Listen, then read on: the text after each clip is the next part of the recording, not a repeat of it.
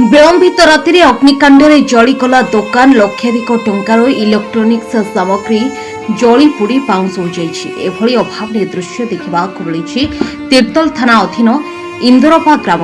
सूचना अनुसार इंदरपा ग्रामर अरुण कुमार दास नामक जने युवक दीर्घ वर्ष धरी विभिन्न हाट बजार इलेक्ट्रिक रिपेयरिंग करने निज घर सम्मुखें एक इलेक्ट्रिक रिपेयरिंग दुकान कर निज परिवार प्रतिपोषण करती।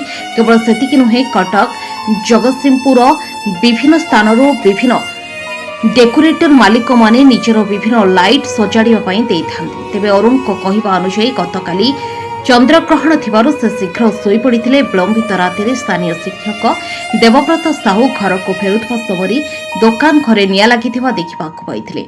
संगे संगे अरुण को डाकिबा सह स्थानीय लोकों को डाक पकाइथिले। उपस्थित लोकमानक द्वारा दीर्घ समय प्रचेष्टा पर निया को आयत्त कर जाइथिला। ले सेतेबेलको सबु जली पाउंस हो जाइथिला। एकाधिक डेकोरेटर दामी लाइट सह लक्षाधिक टंकार इलेक्ट्रिक सामग्री पोड़ी पाउंस हो जाइथिबारु किभଳି तांको सामग्री फेराइबे ताहाकु नै चिंतारे पड़ी जाइछन्ती अरुण कुमार दास। तेबे ए अग्निकांड किपरि हेला ताहा जड़ा पड़ी नथिया बळी किछि दुर्बृत्त पूर्व शत्रुता को नै एभଳି घटना घटाइथिबा नै संदेह करूछन्ती अरुण कुमार दास। कौन हेछि घटना? काली राति 12:27 रे आम घर सामना देवसार फोन कले दुकान घर निया लगी।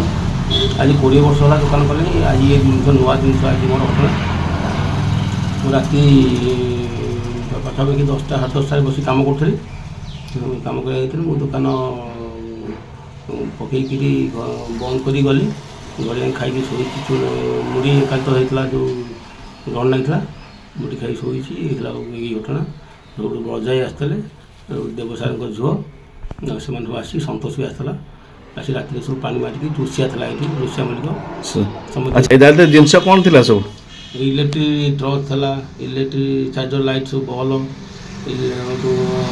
लिचु लाइट सब आगे फंक्शन आस सब लिचु लाइट सब महाजन कटक महाजन दिखती से रिपेयरिंग कर सब मुझे पठाई मुझे काम आज 20 वर्ष काम पाखापाखि 3-4 लाख टका जिन हम मोर नष्ट हो।